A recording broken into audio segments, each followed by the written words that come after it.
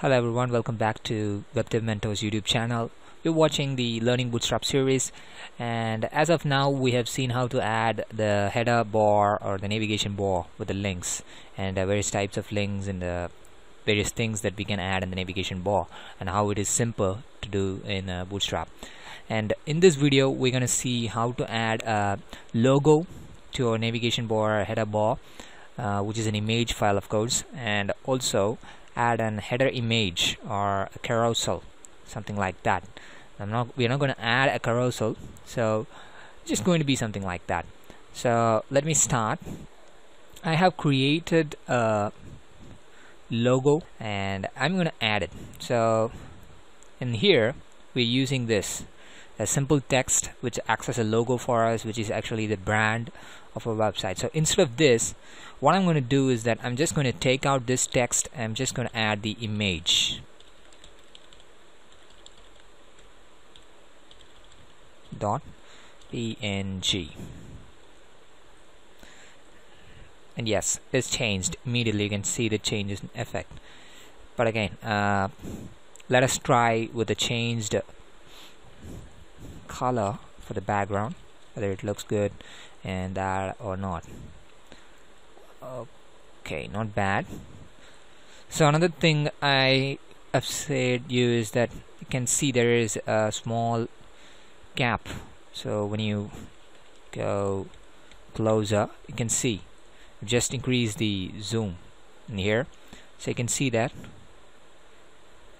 So the curved edges of this navigation bar. So in order to take that away, you want this navigation bar to just stretch to the end of the HTML. All you have to do is that add a simple class to it, navbar static top. So it's going to cover the entire top region of ours, and I'm zooming in and this is what we see. So this is how it actually looks like. You can just add some more effective stuffs in this. Of course, when you can see, I have added a logo of size 155 pixel width and 20 pixel height. So when you use the navbar brand, you would be having stuff, but you would be having a padding of 15 pixel on all the sides. So when I take it, this would be it. So if you're planning to have a logo that is a little bit bigger, just make sure that it is within the 50 pixel, and you can just alter the navbar brand padding and margins if they have any to make it look good. And I'll be showing you how to do that sooner in this video, so don't worry about that. So now I also want to show you a couple of things. So this is a proper navbar. So how it looks when I add tabs, actually navbar is not used, nav tabs, and this is how it looks. You can try out different things. You can just check whether it looks good in your website or not, which makes it more effective and all. We're not going to do anything, we're just going to go stick with the normal stuff. And okay, now the bigger part. I'm going to add an image that is either below this navigation bar or above this navigation bar.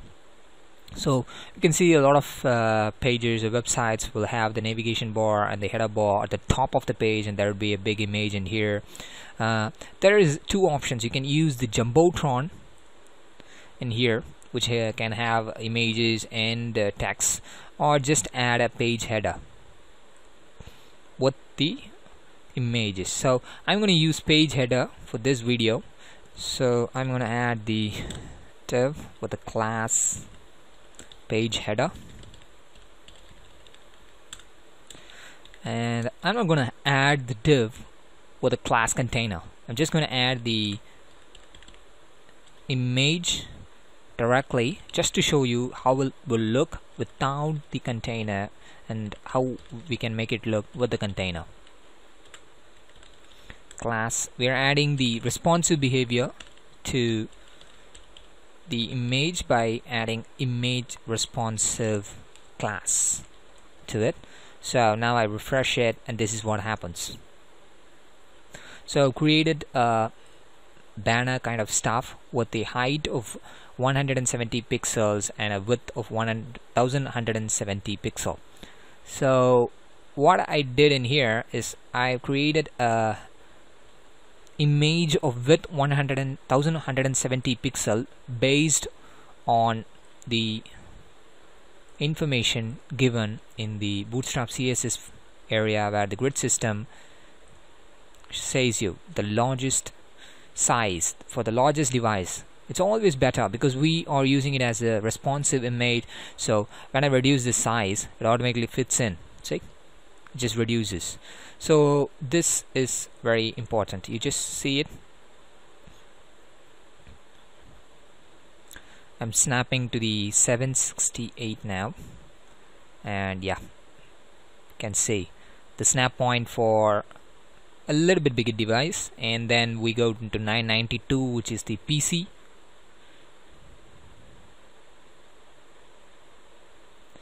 and then we go into the 1200. So I have a big 1368 pixel widescreen, so you would be having a difference. So the inspect element of Google Chrome is a very useful tool for you to use if you're trying to do a lot of things. You can even test it out with a couple of things. But now I have this page header, but the problem is I have this. There's a gap between this image and the navigation bar, and there is a gap in here as well before the end. So in order to take that away, this is where I'm going to create a new CSS that is going to be standalone for us. I'm just going to save it as style.css, and before I start writing it, let me add it. Just going to copy this line, paste it in here, style.css,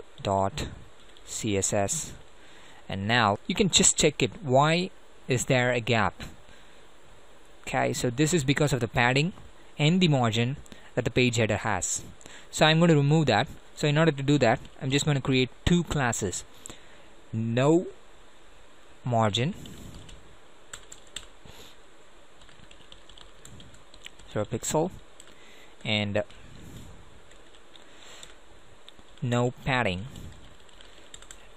and padding 0 pixel. So this is done just to make sure that you can use it later on again for some other thing if you want that particular element in the HTML to have 0 margin and 0 padding.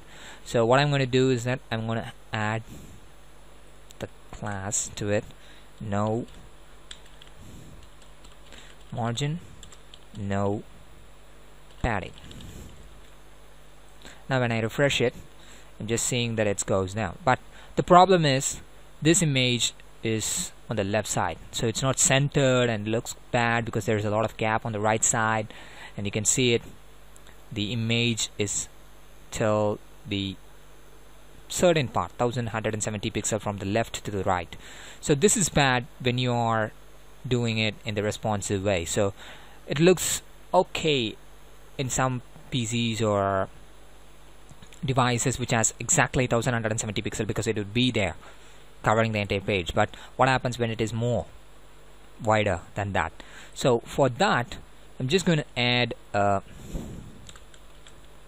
division with a class container, and of course this div is closed before that. I'm just going to place it here, and now this is centered. So container centers it. See, that's good. So now I've added it below this header, and if we want it to be about before we change it, let us check the responsive behavior of it. So this is exactly the size. So let me open the inspect element so that I can get the pixel information, and it's just going to reduce it over and over. So this is the snap point 992. You can see that the responsiveness of the image changes, and you can see that the navigation bar changed its responsiveness after the snap point of 768, and that's good. So you can reduce it, and it's going to look like this. So you won't be having any kind of problem with the responsiveness of this image. Again, So I don't like this image below the navigation bar. I wanted to put it over. So all you have to do is that just take this part, cut it, put it above the navigation bar. That's it. Simple. So I have used a 170 pixel height banner or header picture or whatever you can say. You can use it bigger, but the way the website looks, I recommend 120 or 170 pixel, and anything above that will be like a little bit too much, a little bit way bigger, and that looks bad for a website. And you can also reduce the size as much as necessary. So this is the end of this video, and we've just added a image or a banner to a website. You can add it above the navigation bar or below the navigation bar. These days websites have two different kinds of navigation bars, and we have added a logo to our navigation bar. We have made sure that the navigation bar is stretched from one end to other in the HTML page. So we have also tested with the navigation tabs, nav tabs in our navigation bar, how it looks. You can just experiment it with your website and just see how it looks. Thank you for watching this video. If you like this video, subscribe to the YouTube channel. If you have any kind of issues, problems, errors or suggestions, comments, feedbacks, or if you have anything that you want to ask us, you can use the comment section of this video, or else you can use our Facebook page or Twitter handle. You can also find those links for Twitter handle and the Facebook page in the description of this video, and also any link that is associated with this video will be added to the video description as well. Thank you for watching this video, and follow along the Twitter Bootstrap learning series and learn Bootstrap.